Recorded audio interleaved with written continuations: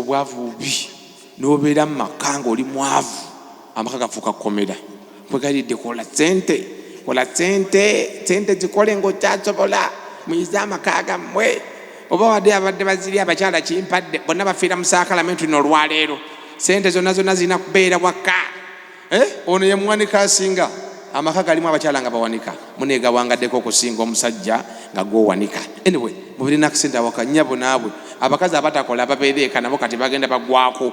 Kati bagala bakazi abayiiya olina kwotandika n'okutula obutuuzi awo bakusaba kanudda maaso waka tewali kino nabo babasudde mu mayumba. Abawala balungi bonna basire kwini balabika bulungi naye bali abawala ab'endali ab'embaliga abampi balina abasajja bafumba ku feesi si ba mulembe nnyo. Balina emwakiro nga 3 naye nga naalongo n'empeta eri kuli anywezezza. Naye bano basire kwini abataagala kukola beebaka balinga abakopiringa n'abafu. Amaka gabalemye.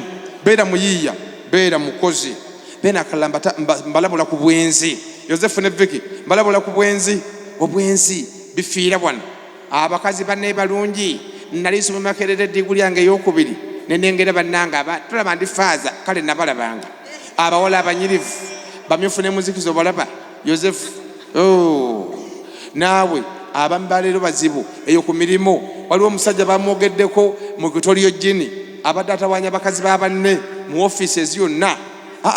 Mukuuma mwewalanga obwenzi okuzaala ebweru okukombola agalwadde enziku mu Kenenya n'oleeta awaka abantu balwadde osanga kaana akato ng'enziku gy'alina nkulu n'ogifuna kugana n'olwalira.